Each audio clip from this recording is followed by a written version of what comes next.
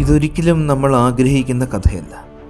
ഇത് ചരിത്രത്തിലേക്ക് മറഞ്ഞു പോകുന്ന നമ്മുടെ ഭൂമിയുടെ അവസാനത്തെ അധ്യായമാണ്. ഒരു ദിവസം ഇന്ന് ജീവനോടെ ഇരിക്കുന്ന നമ്മളടക്കം എല്ലാവരും മൺമറഞ്ഞു പോകും. ഒരു ദിവസം ഭൂമി കടുത്ത ഇരുട്ടിൽ ആഴ്ത്തപ്പെടും. ഒരു ദിവസം ഇന്ന് ഭൂമിയിലുള്ള സകലതും ഇല്ലാതെയാകും. ഇതൊരു സിനിമയുടെ ക്ലൈമാക്സ് അല്ല, ഭയപ്പെടുത്തുന്നതിന് വേണ്ടി പറയുന്ന കഥയുമല്ല. നമ്മുടെ ഭൂമിക്ക് ഭാവിയിൽ സംഭവിക്കാൻ പോകുന്ന സത്യം മാത്രമാണ്. ഭൂമിയുടെ ആ അവസാന ദിവസം എന്നായിരിക്കും? മാറ്റങ്ങളെക്കുറിച്ചുള്ള ശാസ്ത്രത്തിൻ്റെ മുന്നറിയിപ്പുകൾ എന്തെല്ലാമാണ് നമ്മോട് പറയുന്നത്? സൂര്യൻ തന്നെ ഭൂമിക്കെതിരെ തിരിയുമോ? അതോ മനുഷ്യൻ തന്നെ ആയിരിക്കുമോ തൻ്റെ അവസാനത്തെ ശത്രു? ലോകാവസാനം എങ്ങനെയാണ് സംഭവിക്കാൻ പോകുന്നത് എന്ന് ശാസ്ത്രം പറയുന്ന ഭീതിജനകമായ സാധ്യതകൾ, ഇതെപ്പോൾ സംഭവിക്കും എന്ന കണക്ക് കൂട്ടലുകൾ, മനുഷ്യന് രക്ഷപ്പെടാനുള്ള സാധ്യതകൾ, ഇതെല്ലാം നമ്മൾ കാണാൻ പോവുകയാണ്.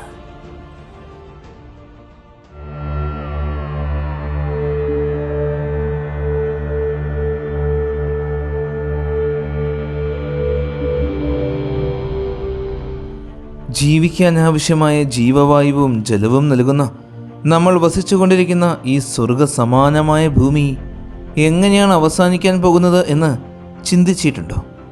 കോടാനുകോടി വർഷങ്ങൾ കൊണ്ട് ധാരാളം മാറ്റങ്ങളും വലിയ പരിണാമങ്ങളും പല വംശനാശങ്ങളും സംഭവിച്ചു കഴിഞ്ഞ ഒരുപാട് പഴക്കം ചെന്ന പുരാതന ലോകമാണ് നമ്മുടെ ഭൂമി. ഏകദേശം 454 കോടി വർഷത്തോളം പഴക്കം. എല്ലാത്തിനും തുടക്കം കുറിച്ചത് ഏകദേശം 1380 കോടി വർഷങ്ങൾക്ക് മുൻപാണ്. അന്ന് സംഭവിച്ച ബിഗ് ബാങ്കിലൂടെ വികാസം പ്രാപിക്കാൻ തുടങ്ങിയതാണ് ഈ പ്രപഞ്ചം. പ്രപഞ്ചത്തിൻ്റെ ചരിത്രത്തിൽ കോടിക്കണക്കിന് വർഷങ്ങൾക്ക് ശേഷം 460 കോടി വർഷങ്ങൾക്ക് മുൻപ് നമ്മുടെ നക്ഷത്രമായ സൂര്യനുണ്ടായി. അതിനുശേഷം ഭൂമിയും മറ്റു ഗ്രഹങ്ങളും അടക്കം സൗരയൂഥമുണ്ടായി.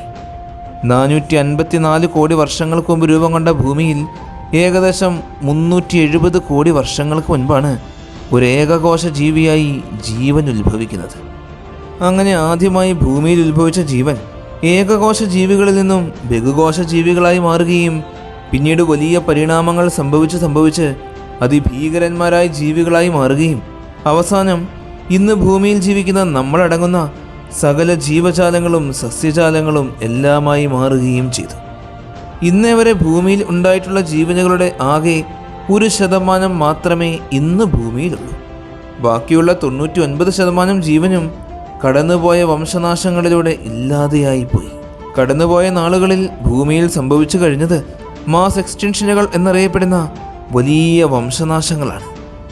ഏകദേശം 230 കോടി വർഷങ്ങൾക്ക് മുമ്പ് സംഭവിച്ച ഗ്രേറ്റ് ഓക്സിഡേഷൻ ഇവൻറ്റ്, 44.3 കോടി വർഷങ്ങൾക്ക് മുമ്പ് സംഭവിച്ച ഓഡോവിഷൻ മാസ് എക്സ്റ്റൻഷൻ, 37.2 കോടി വർഷങ്ങൾക്ക് മുമ്പ് സംഭവിച്ച ഡിവോണിയൻ മാസ് എക്സ്റ്റൻഷൻ, 25 കോടി വർഷങ്ങൾക്ക് മുമ്പ് സംഭവിച്ച പെർമിയൻ ട്രയാസിക് മാസ് എക്സ്റ്റൻഷൻ, 20 കോടി വർഷങ്ങൾക്ക് മുമ്പ് സംഭവിച്ച ട്രയാസിക് മാസ് എക്സ്റ്റൻഷൻ, 6.5 കോടി വർഷങ്ങൾക്ക് മുമ്പ് സംഭവിച്ച ക്രിറ്റീഷ്യസ് പാലിയോജീൻ മാസ് എക്സ്റ്റൻഷൻ. ഓരോ കാലഘട്ടങ്ങളിലും സംഭവിച്ച ഈ വലിയ വംശനാശങ്ങളിലൂടെ ആ കാലഘട്ടത്തിൽ ജീവിച്ചിരുന്ന 90% കൂടുതൽ ജീവൻ മൺമറഞ്ഞുപോയി. അതാത് കാലഘട്ടങ്ങളിൽ ഭൂമിയിൽ സംഭവിച്ച ലോകാവസാനങ്ങൾ തന്നെയായിരുന്നു ഇവയെല്ലാം. എന്നാൽ ഇവയ്ക്കൊന്നിനും ഭൂമിയിൽ ഉത്ഭവിച്ച ജീവനെ പരിപൂർണമായും നശിപ്പിക്കുവാൻ സാധിച്ചതേയില്ല. വീണ്ടും 6.5 കോടി വർഷങ്ങൾ കൊണ്ട് സംഭവിച്ച വലിയ പരിണാമങ്ങൾക്ക് ശേഷം നമ്മളടക്കമുള്ള ജീവനുകൾ ഈ ഭൂമിയിലേക്ക് വന്നു. ഇനി നമ്മൾ കാണാൻ പോകുന്നത് ഇതുപോലുള്ള വംശനാശങ്ങളല്ല, ഈ ഭൂമിയിലുള്ള സകല ജീവന്റെയും അവസാനമാണ്. ഭൂമിയുടെ സർവനാശമാണ്. ഭൂമി രൂപം കൊണ്ടിട്ട് 454 കോടി വർഷങ്ങളായി എന്ന് നമ്മൾ കണ്ടു. അടുത്ത 100 കോടി വർഷങ്ങൾക്കുള്ളിൽ തന്നെ ഈ ഭൂമി നശിക്കാൻ തുടങ്ങും. ഭൂമിയെ ഇതുപോലെ സ്വർഗസമാനമായ ലോകമാക്കി മാറ്റിയതും ഭൂമിയിൽ ജീവൻ നിലനിൽക്കുന്നതിനുള്ള പ്രധാന കാരണക്കാരനുമായ സൂര്യനാണ് നമുക്കന്ന് വില്ലനായി മാറുക. സൂര്യൻ്റെ പ്രകാശ തീവ്രത കൂടിക്കൂടി വന്നുകൊണ്ടിരിക്കുകയാണ്. ഭൂമിയും സൂര്യനും രൂപം കൊണ്ട സമയത്തേക്കാളും ഒരുപാട് കൂടുതലാണ് ഇന്നത്തെ സൂര്യൻ്റെ പ്രകാശ തീവ്രത. ഓരോ 10 വർഷങ്ങൾ കൂടുമ്പോഴും സൂര്യൻ്റെ പ്രകാശ തീവ്രത 1% വെച്ച് വർദ്ധിച്ചു വരുന്നുണ്ട്. അതായത് ഭൂമി രൂപം കൊണ്ട സമയത്തേക്കാളും 45% കൂടുതൽ പ്രകാശ തീവ്രതയാണ് ഇന്ന് സൂര്യനുള്ളത്. ഇനിയും 100 കോടി വർഷങ്ങൾ കഴിയുമ്പോൾ വീണ്ടും 10% പ്രകാശം കൂടും. ഈ 10% എന്നത് വളരെ ചെറിയൊരളവല്ല. അടുത്ത 100 കോടി വർഷങ്ങൾ കഴിയുമ്പോൾ ഇത്രത്തോളം പ്രകാശ തീവ്രത കൂടുന്നതുകൊണ്ട് സൂര്യന് ചുറ്റിലും സ്ഥിതി ചെയ്യുന്ന മേഖലകളെല്ലാം മാറി മറിയും. ഒരു നക്ഷത്രത്തിൻ്റെ ചുറ്റിലും ഗ്രഹങ്ങൾ സ്ഥിതി ചെയ്യുന്ന പ്രദേശങ്ങളെ പ്രധാനമായും 3 തിരിക്കാം: hot zone, cold zone, habitable zone. ഈ 3 മേഖലകളെക്കുറിച്ചും വളരെ വിശദമായി തന്നെ നമ്മൾ മുൻപ് പല വീഡിയോകളിലും സംസാരിച്ചിട്ടുള്ളതാണ്. ഇവയിൽ അധികം ചൂടോ തണുപ്പോ ഏൽക്കാതെ മിതമായി മാത്രം ചൂടും തണുപ്പും അനുഭവപ്പെടുന്ന, ജലം ദ്രാവക രൂപത്തിൽ നിലനിൽക്കുവാൻ കഴിയുന്ന സൂര്യൻ്റെ വാസയോഗ്യമായ മേഖല അഥവാ ഹാബിറ്റബിൾ സോണിൽ സ്ഥിതി ചെയ്യുന്ന ഒരേ ഒരു ഗ്രഹമാണ് നമ്മുടെ ഭൂമി. എന്നാൽ സൂര്യപ്രകാശം 10% കൂടിക്കഴിയുമ്പോൾ ഈ മേഖലകളെല്ലാം മാറും. ഭൂമി ഹാബിറ്റബിൾ സോണിൽ നിന്നും സൂര്യൻ്റെ ഹോട്ട് സോണിലേക്ക് പോകും. അപ്പോൾ സൂര്യൻ്റെ തീവ്രമായ ചൂടേറ്റ് ഭൂമിയിലെ ജലം നീരാവിയായി മാറാൻ തുടങ്ങും. ആ ജലത്തെ ആശ്രയിച്ച് ജീവിക്കുന്ന ജലജീവികളും ആവാസ വ്യവസ്ഥകളും പരിപൂർണമായും നശിക്കും. അങ്ങനെ അന്തരീക്ഷത്തിലെത്തുന്ന ഈ ജലനീരാവി മേഘങ്ങളായി മാറി പിന്നീട് മഴയായി പെയ്തിറങ്ങുകയാണ് ചെയ്യുന്നത്. ഈ മഴക്കാലത്ത് ഇതിനെക്കുറിച്ച് കൂടുതൽ വിശദീകരിക്കേണ്ട കാര്യമില്ല. എന്നാൽ ഭൂമിയിലെ സമുദ്രജലം മുഴുവൻ നീരാവിയായി ആകാശത്തെത്തിക്കഴിയുമ്പോൾ ഈ മഴ തോരാതെ നിരന്തരം പെയ്തുകൊണ്ടേയിരിക്കും. മഴ പെയ്യുന്നതിന് മുൻപ് അന്തരീക്ഷത്തിൽ സംഭവിക്കുന്ന മറ്റൊരു കാര്യമുണ്ട്. അന്തരീക്ഷത്തിൽ എത്തിച്ചേരുന്ന ഈ ജലകണികകൾ കാർബൺ ഡൈ ഓക്സൈഡുമായി കൂടിച്ചേർന്ന് കാർബോണിക് ആസിഡായി മാറും. ഈ കാർബോണിക് ആസിഡ് കെമിക്കൽ വെതറിംഗ് എന്ന പ്രക്രിയ വഴി പാറകളെ ലയിപ്പിക്കുകയും ദുർബലപ്പെടുത്തുകയും ചെയ്യും. മഴവെള്ളം അന്തരീക്ഷത്തിലോ മണലിലോ ഉള്ള കാർബൺ ഡൈ ഓക്സൈഡുമായി സംയോജിച്ച് ദുർബലമായ കാർബോണിക് ആസിഡ് രൂപപ്പെടുമ്പോഴാണ് ഇത് സംഭവിക്കുന്നത്. നിരന്തരം ഭൂമിയിൽ തോരാതെ മഴ പെയ്തുകൊണ്ടിരിക്കുന്ന സാഹചര്യം എത്തിക്കഴിയുമ്പോൾ മഴയോടൊപ്പം ധാരാളമായി കാർബോണിക് ആസിഡ് ഭൂമിയുടെ ഉപരിതലത്തിൽ എത്തിച്ചേരുകയും അതിൻ്റെ ഫലമായി കല്ലുകളും വലിയ പർവ്വതങ്ങളും അടക്കം അലിന് കാർബണേറ്റുകളായി മാറുകയും ചെയ്യും. ഇന്ന് നമുക്ക് കാണുവാൻ സാധിക്കുന്ന വലിയ പർവ്വതനിരകളെല്ലാം അപ്രത്യക്ഷമാകാൻ തുടങ്ങും. അങ്ങനെ കാലങ്ങൾ കഴിയുന്തോറും ഭൂമിയിലെ സമുദ്രജലം മുഴുവൻ അന്തരീക്ഷത്തിലെ നീരാവിയായി എത്തിക്കഴിയുന്നതിൻ്റെ ഫലമായി അന്തരീക്ഷത്തിൽ കാർബൺ ഡൈ ഓക്സൈഡുമായി കൂടിക്കലർന്ന് കാർബൺ ഡൈ ഓക്സൈഡിൻ്റെ അളവ് ഗണ്യമായി കുറയാൻ തുടങ്ങും. അന്തരീക്ഷത്തിലെ കാർബൺ ഡൈ ഓക്സൈഡിൻ്റെ അളവ് കുറയുന്നതിൻ്റെ ഫലമായി ഹരിത സസ്യങ്ങൾ, ആൽഗകൾ, ചില ഇനം ബാക്ടീരിയകൾ എന്നിവ സൂര്യനിൽ നിന്നുമുള്ള ഊർജം ഉപയോഗിച്ച് കാർബോഹൈഡ്രേറ്റുകൾ ആക്കി മാറ്റുന്ന പ്രക്രിയയായ പ്രകാശ സംശ്ലേഷണം അഥവാ ഫോട്ടോസിന്തസിസ് എന്ന പ്രക്രിയ വളരെയേറെ കുറയും. കാർബൺ ഡൈ ഓക്സൈഡ് കുറയുന്നതോടെ ഇത് മാത്രമല്ല സംഭവിക്കുക. കാർബൺ ഡൈ ഓക്സൈഡും ജലവും ഉപയോഗിക്കുന്ന ഈ ഫോട്ടോസിന്തസിസ് എന്ന പ്രക്രിയയുടെ ഉപ ഉൽപ്പന്നമാണ് നമ്മൾ ശ്വസിക്കുന്ന ഓക്സിജൻ. അന്തരീക്ഷത്തിൽ ഓക്സിജന്റെ അളവിനെ നിയന്ത്രിക്കുന്ന പ്രധാന പ്രക്രിയയായ ഈ ഫോട്ടോസിന്തസിസിന്റെ അളവ് കുറയുന്നതോടെ ഓക്സിജനെ ജീവവായുവായി ശ്വസിക്കുന്ന നമ്മൾ അടക്കമുള്ള സകല ജീവജാലങ്ങൾക്കും പിന്നീട് ജീവിക്കുക എന്നത് വളരെയേറെ ബുദ്ധിമുട്ടായി മാറും. വീണ്ടും 50 കോടി വർഷങ്ങളോടെ കഴിയുമ്പോൾ ഭൂമിയിലെ പച്ചപ്പ് മുഴുവൻ ഇല്ലാതാകാൻ തുടങ്ങും. ആ സമയമാകുമ്പോഴേക്കും ഭൂമിയിൽ അന്ന് ജീവിച്ചിരിക്കുന്ന വലിയ ജീവജാലങ്ങൾക്കടക്കം വംശനാശങ്ങൾ സംഭവിച്ചു തുടങ്ങും. 250 കോടി വർഷങ്ങൾ കഴിയുമ്പോൾ അന്തരീക്ഷത്തിലെ കാർബൺ ഡൈ ഓക്സൈഡ് പരിപൂർണമായും ഇല്ലാതാവുകയും ഫോട്ടോസിന്തസിസ് നടത്താൻ കഴിവുള്ള സകലതും നശിച്ചു പോവുകയും ചെയ്യും. ഫോട്ടോസിന്തസിസ് നടത്താൻ കഴിവുള്ളവ മാത്രമല്ല, ആ സമയത്ത് ആകാശത്തും കരയിലും വെള്ളത്തിലുമായി ജീവിക്കുന്ന സകല ജീവനും ഇല്ലാതാകും. ഭൂമിയുടെ ചരിത്രത്തിലെ ഏറ്റവും വലിയ വംശനാശം സംഭവിക്കും. ജലവും പച്ചപ്പും ഇല്ലാതാകുന്നതോടെ ഇന്ന് നീലനിറത്തിൽ സുന്ദരിയായ നമ്മുടെ ഭൂമി അന്ന് ഉപരിതലം മുഴുവൻ വറ്റിവരണ്ട മരുഭൂമികൾ നിറഞ്ഞ് തവിട്ട് നിറമുള്ള വികൃത രൂപിയായി മാറും. ആ സമയത്ത് ഭൂമിയിലെ ശരാശരി താപനില എന്നത് 150 ഡിഗ്രി സെൽഷ്യസിലും കൂടുതലായിരിക്കും. ഏകദേശം 300 കോടി വർഷങ്ങൾ കഴിയുമ്പോഴേക്കും ഭൂമി ജീവൻ്റെ ഒരു അംശം പോലും ഇല്ലാതെ വറ്റി വരണ്ട് സൂര്യതാപമേറ്റ് ചുട്ടുപഴുത്ത് ഭൂമി രൂപം കൊണ്ട അതേ അവസ്ഥയിലെത്തും. ഒരു തീക്കട്ട പോലെയായി മാറും. ഇതിനോടൊപ്പം തന്നെ ഈ മാറ്റങ്ങളെല്ലാം സംഭവിക്കുന്നതിനോടൊപ്പം ഭൂമിക്ക് വേറെയും ചില മാറ്റങ്ങൾ സംഭവിക്കും. അതിന് കാരണം നമ്മുടെ ചന്ദ്രനാണ്. ഭൂമിയുടെ ഉപഗ്രഹമായ ചന്ദ്രൻ ഭൂമിക്ക് സമീപത്തു നിന്നും അന്ന് അനേകം കിലോമീറ്ററുകൾ അകലത്തിൽ എത്തിയിട്ടുണ്ടാകും. കാരണം ഇന്ന് ഓരോ വർഷം കഴിയുന്തോറും ചന്ദ്രൻ ഭൂമിയിൽ നിന്നും ശരാശരി 3.8 സെൻറ്റിമീറ്റർ ദൂരത്തേക്ക് അകന്നുകൊണ്ടിരിക്കുകയാണ്. അതായത് 300 കോടി വർഷങ്ങൾ കഴിയുമ്പോൾ ലക്ഷക്കണക്കിന് കിലോമീറ്റർ ദൂരത്തേക്ക് ചന്ദ്രൻ മാറിപ്പോകും. ചന്ദ്രൻ ഭൂമിയിൽ നിന്നും അകന്നു പോകുന്നതിനനുസരിച്ച് ചന്ദ്രന് ഭൂമിയിൽ ചെലുത്തുവാൻ സാധിക്കുന്ന പ്രഭാവം ഒന്നും തന്നെ ഭൂമിയിൽ ചെലുത്തുവാൻ സാധിക്കുകയേയില്ല. ചന്ദ്രൻ്റെ ഗുരുത്വാകർഷണം ഭൂമിയിൽ ഒരു ആകർഷണം ചെലുത്തുന്നുണ്ട്. ഈ ആകർഷണം മൂലം ഭൂമിയുടെ അച്ചുതണ്ടിൻ്റെ ചെരുവിനെ സ്ഥിരപ്പെടുത്തി നിർത്തുവാനും സാധിക്കും. താരതമ്യേന സ്ഥിരതയുള്ള കാലാവസ്ഥ നിലനിർത്തുന്നതും ഇതേ ചന്ദ്രൻ മൂലം തന്നെയാണ്. ഈ സാന്നിധ്യം ഭൂമിയിൽ ഇല്ലാതാകുന്നതോടെ ഭൂമിയുടെ ചെരിവ് വീണ്ടും കൂടും. ഇതിൻ്റെ എല്ലാം ഫലമായി ഭൂമിയുടെ ഇന്നർ കോർ തണുക്കാൻ തുടങ്ങും. ഭൂമിയുടെ കോർ തിളച്ചു മറിയുന്നത് കൊണ്ടാണ് നമുക്ക് സംരക്ഷണമായി ഭൂമിക്ക് ചുറ്റിലും മാഗ്നറ്റിക് ഫീൽഡ് നിലനിൽക്കുന്നത്. എന്നാൽ അകക്കാമ്പ് തണുത്തു തുടങ്ങിക്കഴിയുമ്പോൾ ഈ സംരക്ഷണം ഭൂമിക്ക് നഷ്ടമാകും. മാഗ്നറ്റിക് ഫീൽഡിൻ്റെ ശക്തി വളരെയേറെ കുറയും.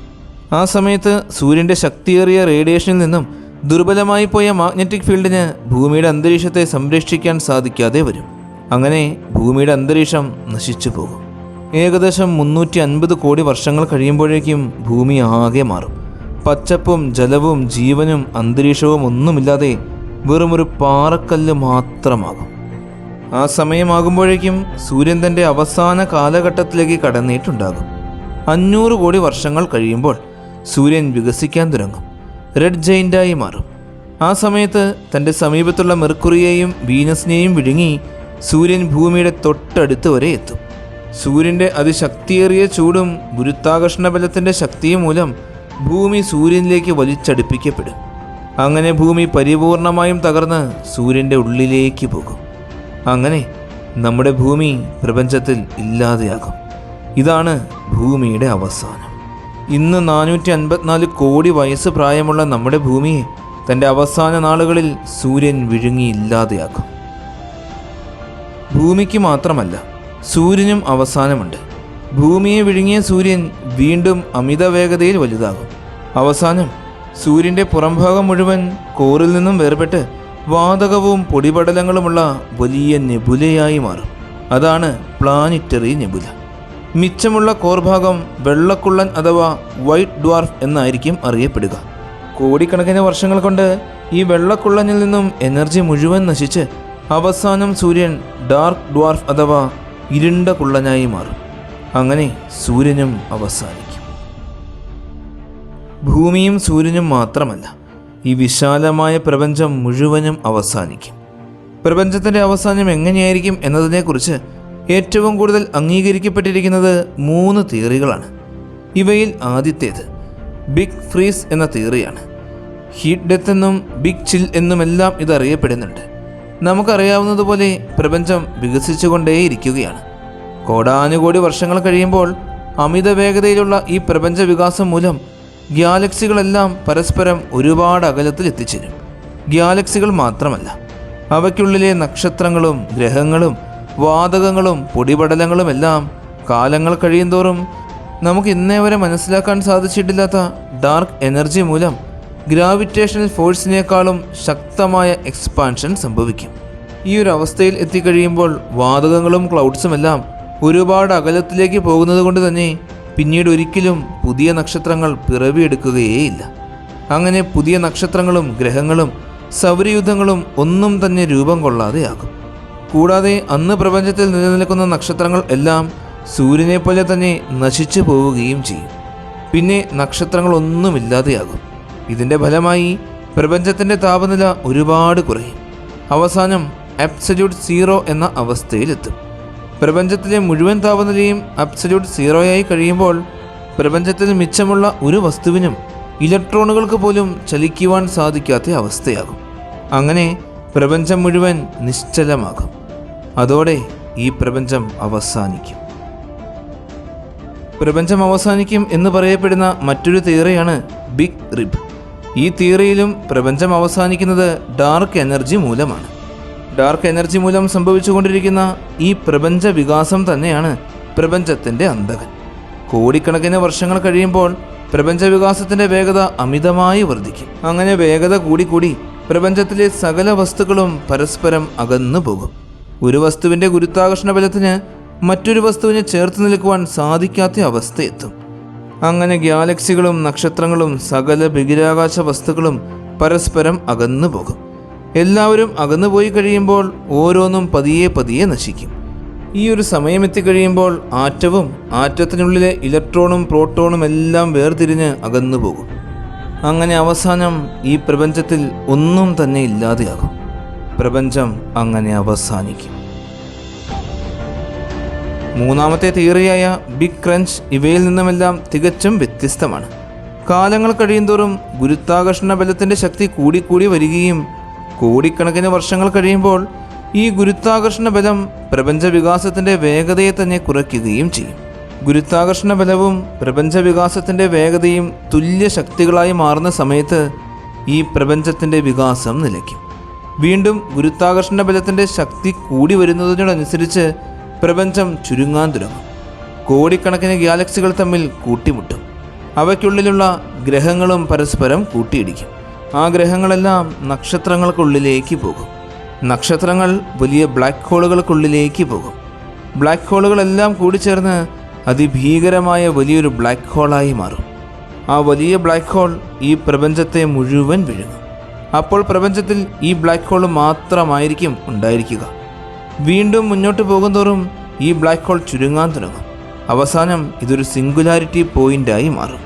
അതായത് ബിഗ് ബാങ് സംഭവിച്ച സമയത്തെ അതേ അവസ്ഥ. ബിഗ് ബാങ് സംഭവിച്ച് വികസിക്കാൻ തുടങ്ങിയ ഈ പ്രപഞ്ചം അവസാനം വികസിച്ച് അതേ അവസ്ഥയിൽ തന്നെ എത്തിച്ചേരും. അതിനുശേഷം വീണ്ടും ബിഗ് ബാങ് സംഭവിച്ച് പ്രപഞ്ചം വികസിക്കാൻ തുടങ്ങും. അവസാനം പ്രപഞ്ചം ഒരു സിംഗുലാരിറ്റി പോയിൻ്റായി മാറും. വീണ്ടും ബിഗ് ബാങ് സംഭവിക്കും. അങ്ങനെ ഈ പ്രക്രിയ ഇങ്ങനെ നിരന്തരം തുടർന്നുകൊണ്ടേയിരിക്കും. പ്രപഞ്ചത്തിൻ്റെ അന്ത്യത്തെക്കുറിച്ച് ഏറ്റവും കൂടുതൽ അംഗീകരിക്കപ്പെട്ടിട്ടുള്ള ഈ 3 സിദ്ധാന്തങ്ങളിൽ ആദ്യത്തെ സിദ്ധാന്തമായ ബിഗ് ഫ്രീസ് സംഭവിക്കാനാണ് കൂടുതൽ സാധ്യത എന്നാണ് ഗവേഷകർ പറയുന്നത്. നമ്മൾ വസിക്കുന്ന ഈ ഭൂമി എങ്ങനെയാണ് നശിച്ച് പ്രപഞ്ചത്തിൽ നിന്നും അപ്രത്യക്ഷമാകാൻ പോകുന്നത് എന്നും സൂര്യൻ നശിക്കുന്നത് എങ്ങനെയാണ് എന്നും ഈ വിശാലമായ പ്രപഞ്ചം മുഴുവൻ എങ്ങനെയാണ് അവസാനിക്കാൻ പോകുന്നത് എന്നുമെല്ലാം നമ്മൾ കണ്ടു. ഇന്നത്തെ ഈ വീഡിയോ എല്ലാവർക്കും ഒരുപാട് ഇഷ്ടമായി എന്ന് വിശ്വസിക്കുന്നു. നിങ്ങളുടെ എല്ലാവരുടെയും സപ്പോർട്ടുകൾ കൂടെ ഉണ്ടാകണം. നല്ലൊരു വീഡിയോയുമായി അടുത്ത എപ്പിസോഡിൽ കാണാം.